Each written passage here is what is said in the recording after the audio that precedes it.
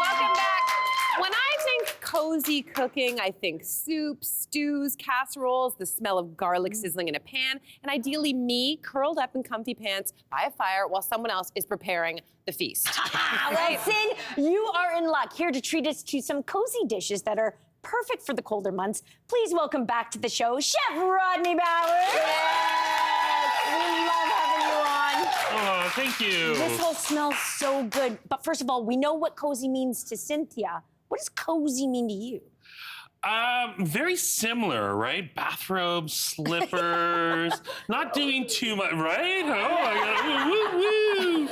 Normally it's with the beard, but I keep it off, But the less is more. Like if I have 2 or 3 ingredients in one pot, that's all I want to do. Yeah. That is cozy, right?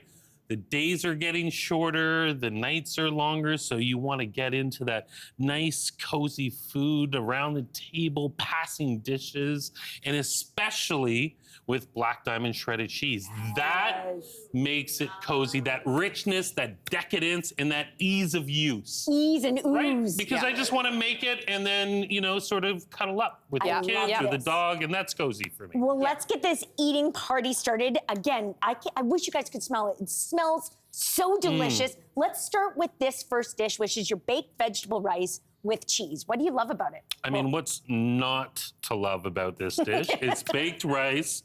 I mean, rice is such a big comfort food for so many people. And this is kind of in between a fried rice and a risotto. It's sort of right in between. It's not really dry.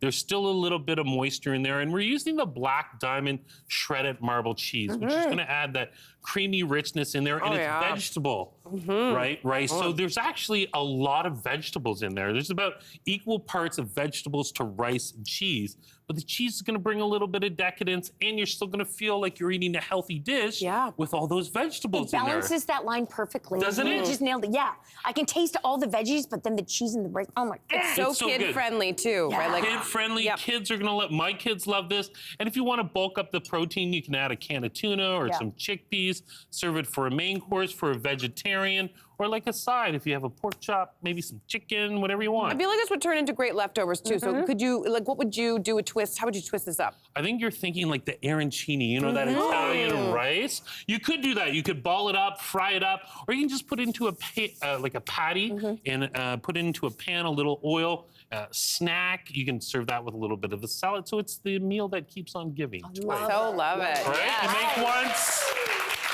And away you go. You know what? I think everyone loves the idea of dinner in a dish, and casseroles personally remind me of something like in the 80s and 90s. My mom used to make a lot of them. I remember one in particular had cheese slices on it, so I can't wait to hear about this particular one. This is your mixed greens casserole. What is this? Why does this hit the cozy notes for you? The cozy notes. I think you said it best with the 70s and 80s, but let's not put our ages out there because I grew up with those as well. And I think casserole kind of denotes the dish, right? Sort of we think about this and passing it on a table and between friends and family. And this is one of my favorite dishes. This is taken off that green bean casserole that you might get in American holidays, right? But I really greened it up. I've added collard greens, Swiss chard, leeks, and here we're using an incredible black diamond, the Italiano, which is a 4-cheese blend. So you get the provolone, the tang, and all this. It's healthy. There's sweet potato in this, and you can serve this as a side, or I like to eat it just like cold. Yeah, this would be delicious cold. This would be delicious. So good. Hey, help settle an argument for me. I know you blanched your green beans. Yep. Whenever a recipe says blanch, I always be like, oh, do I really have to? And I never do, but Simon always blanches. So who's right? I like Simon, and I like you. So I think you're both a little bit right there. Blanching is gonna break down the fibers in the greens, but you don't wanna blanch too much. Right? You just wanna pop it in, pop it out, because water takes away flavor. Right? So you just want to do as much as you can, get it soft, wring it out, put it in the dish, and it's nice and soft. In and out. Yep. You guys, it's 50-50 on that, okay? Okay, I got pom-poms for both of you. Thank you. Okay. Okay, I feel like we've done our due diligence with your mixed green casserole, so let's kick up the decadence a bit with your next dish. Tell us about your cheesy corn and jalapeno casserole. Right? Which also just looks like a bread. It's kind of like a bread, but we say casserole because it was baked in a casserole dish. If by you look at the definition of a casserole, it's baked in a casserole dish. That's what they call it. And this is used with the medium cheddar, the black diamond medium cheddar, which is gonna bring that richness to the dish. So you have salty and richness from the cheddar, you have a spice from the jalapeno, and you get the sweetness from the corn. So it's in here, have you ever had those like ooey gooey, not quite baked brownies? Yeah. This is like this, but a cornbread. Oh, Right? yes. So it's just delicious all the way around. Okay, It's so I good. know you've used corn flour and it's delicious. Someone doesn't have it in their cupboard. Can they sub in the plain flour? Yeah, no problem. Yeah, You know, I really chef up this recipe and put corn flour for maximum corn flavor, but any old regular run-of-the-mill flour will work. Oh my God, it's Yeah. so good. So Get the good. corn flour. It's so good. Right? Let's talk about your last dish. Yeah. Why do I need your sun-dried tomato and cheddar dip in my life? Well, I feel like we just all need more dips in our life always. Yes, right? Agreed. Dip Nation.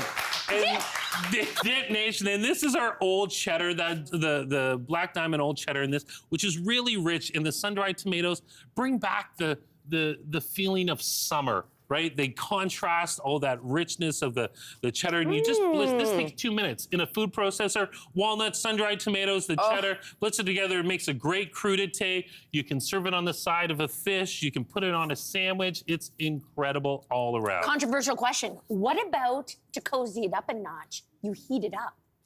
Whoa, hey-oh. Jess, you're really taking it to the next level. Really? You put this in a casserole. You know, you can get a little bit of hot sauce. This is great for game night. Tortilla chips. Oh, hot sauce yeah. enough. And when you bake it, the cheese kind of melts out on the side and gets gooey, and you just dip and munch and just. Ooh. It's so good. All comfort. of these dishes are winners. I Yep. truly want to make every single one. Thank you so much for feeding us today and for all of these delicious recipe ideas. Now, viewers at home, grab your phones. If you would like to try any of Rodney's cozy dishes for yourself, scan our new handy QR code. I think it's somewhere around here. I'm so excited about this. And you can also check out the recipe hub at more.ctv. Hey there, wasn't that great? Do you know where you can find some equally good content? Our YouTube page. It's filled with discussions, debates, and some laughs. Head there now, like and subscribe.